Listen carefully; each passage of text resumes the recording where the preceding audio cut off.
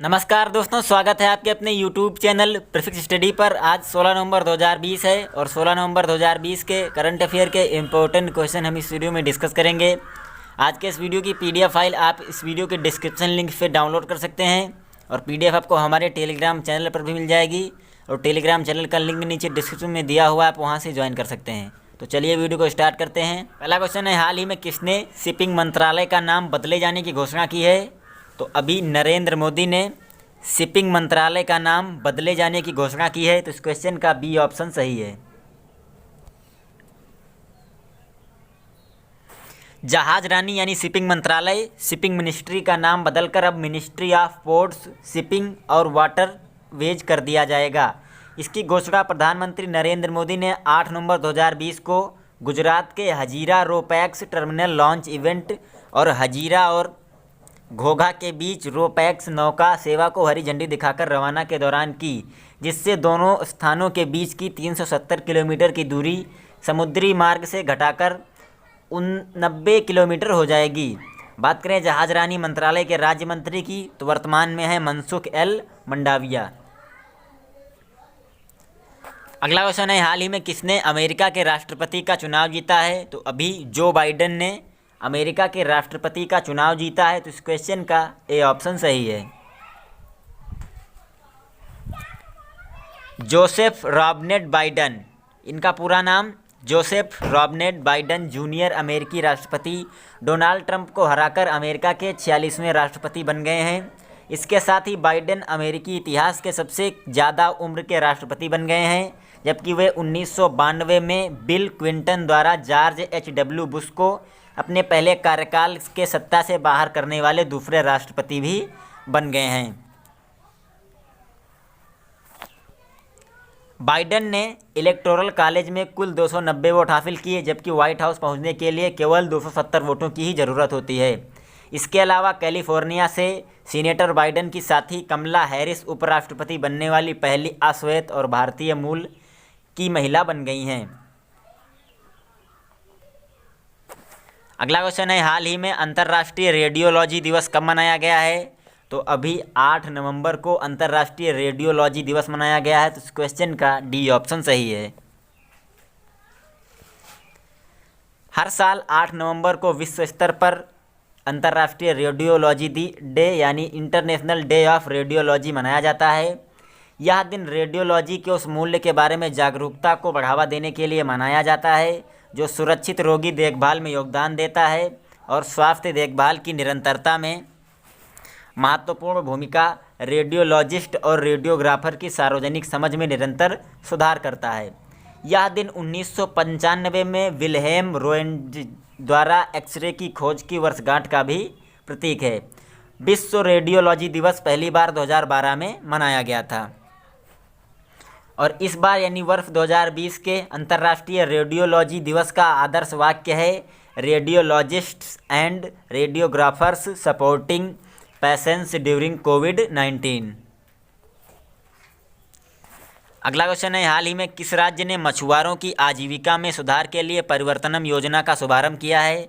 तो अभी केरल ने मछुआरों की आजीविका सुधार के लिए परिवर्तनम योजना का शुभारंभ किया है। तो इस क्वेश्चन का सी ऑप्शन सही है। केरल सरकार ने मछली पकड़ने वाले समुदाय की आजीविका में सुधार करने के लिए परिवर्तनम नामक एक अग्रणी पर्यावरणीय कार्यक्रम की शुरुआत की है। इस योजना का उद्देश्य समुद्र तट के किनारे युवाओं के आजीविका कौशल में सुधार करना है और मछुआरा समुदाय के सामाजिक आर्थिक उत्थान को सक्षम बनाना है। परिवर्तनम, जिसका अर्थ होता है बदलाव, केरल राज्य के तटीय क्षेत्र विकास यानी KSCADC के नेतृत्व में आयोजित किया जाएगा। बात करें केरल की, तो केरल की राजधानी है तिरुवनंतपुरम। केरल के मुख्यमंत्री हैं पिनाराई विजयन और केरल के राज्यपाल हैं आरिफ मोहम्मद खान। अगला क्वेश्चन है, हाल ही में किसने AIM serious innovation programme 3.0 launch किया है? तो अभी AIM और सीरियस इन दोनों ने मिलकर AIM serious innovation programme 3.0 launch किया है। तो इस क्वेश्चन का सी ऑप्शन सही है, उपरोक्त दोनों। नीति आयोग की प्रमुख पहल अटल नवाचार मिशन यानी अटल इनोवेशन मिशन AIM और रूस के सीरियस यानी scientific international research in unique terrestrial station ने मिलकर AIM serious innovation programme 3.0 launch किया है। AIM serious innovation programme 3.0 Bharat और रूस स्कूली बच्चों के लिए 14 दिनों तक चलने वाले एक वर्चुअली कार्यक्रम है और यह पहली इंडो रशियन द्विपक्षीय युवा इनोवेशन पहल है जो दोनों देशों के लिए वेब और मोबाइल आधारित दोनों तरह के तकनीकी समाधान का विकास करना चाहती है। अगला क्वेश्चन है, हाल ही में किसकी शॉर्ट फिल्म नटखट ऑस्कर की रेस में शामिल हुई है? तो अभी विद्या बालन की फिल्म नटखट ऑस्कर अवार्ड की रेस में शामिल हुई है, तो इस क्वेश्चन का बी ऑप्शन सही है।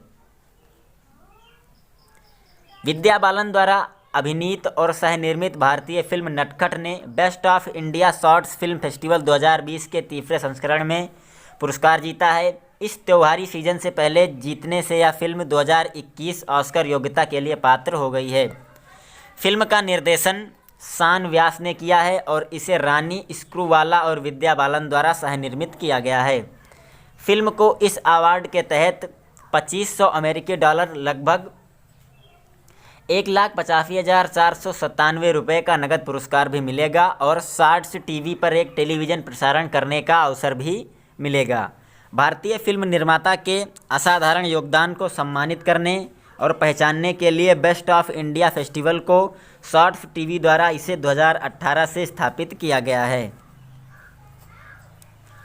अगला क्वेश्चन है, हाल ही में विश्व शहरीकरण दिवस यानी वर्ल्ड अर्बनाइजिंग डे कब मनाया गया है? तो अभी 8 नवंबर को विश्व शहरीकरण दिवस यानी वर्ल्ड अर्बनाइजिंग डे मनाया गया है, तो इस क्वेश्चन का डी ऑप्शन सही है। विश्व शहरीकरण दिवस, जिसे वर्ल्ड टाउन प्लानिंग डे के रूप में भी जाना जाता है, इसे 8 नवंबर को विश्व स्तर पर मनाया जाता है, जो कि जीवंत समुदायों को बनाने में योजना की भूमिका को पहचानने और बढ़ावा देने के लिए है। वर्ल्ड टाउन डे यानी WUD का आयोजन international society of city and regional planners यानी ISOCARP द्वारा किया जाता है। विश्व शहरीकरण दिवस शहरों और क्षेत्रों के विकास से उत्पन्न पर्यावरणीय प्रभाव की ओर ध्यान आकर्षित करने के लिए वैश्विक परिप्रेक्ष्य से योजना को देखने का अवसर प्रदान करता है।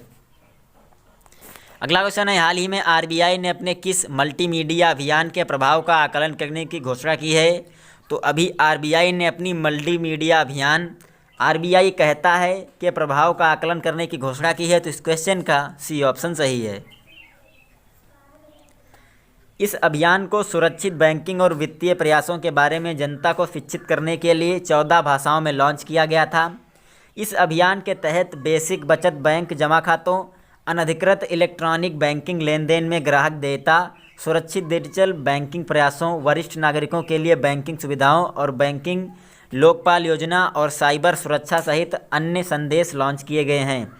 RBI ने बैंकिंग और वित्तीय क्षेत्र में अच्छे व्यवहार, नियमों और पहलों के बारे में आम आदमी में जागरूकता पैदा करने के उद्देश्य से मल्टीमीडिया अभियान शुरू किया है।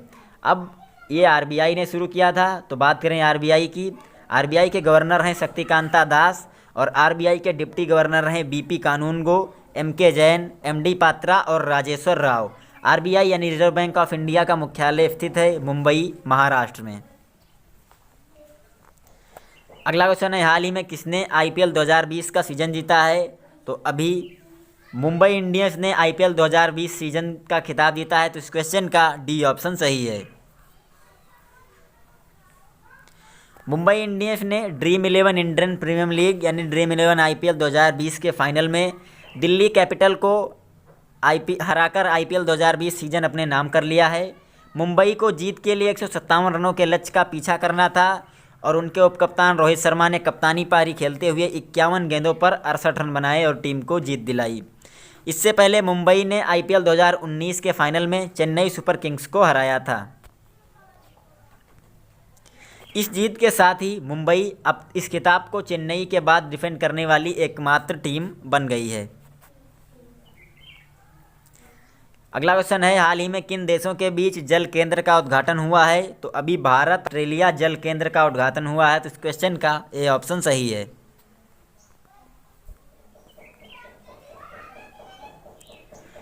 दोनों देशों के बीच जल से संबंधित अनुसंधान, शिक्षण और प्रशिक्षण को बढ़ावा देने के लिए एक आभासी कार्यक्रम के दौरान ऑस्ट्रेलिया भारत जल केंद्र AIWC का उद्घाटन किया गया है। भारत की ओर से इस जल केंद्र का नेतृत्व IIT गुवाहाटी और ऑस्ट्रेलिया की ओर से पश्चिमी सिडनी विश्वविद्यालय ने किया है। इस समझौते के साथ अब भारत और ऑस्ट्रेलिया के बीच 21 समझौते हो चुके हैं। अब बात करें ऑस्ट्रेलिया की, तो ऑस्ट्रेलिया की राजधानी है कैनबरा, ऑस्ट्रेलिया की मुद्रा है ऑस्ट्रेलियाई डॉलर और ऑस्ट्रेलिया के प्रधानमंत्री हैं स्कॉट मॉरिसन। तो ये वीडियो पे ख़त्म होती है। हम उम्मीद करते हैं आपको वीडियो पसंद आई होगी। अगर ये वीडियो पसंद आई है तो ज़्यादा से ज़्यादा लाइक और शेयर कीजिए। चैनल पर नए हैं तो सब्सक्राइब कर लीजिए। Thanks for watching.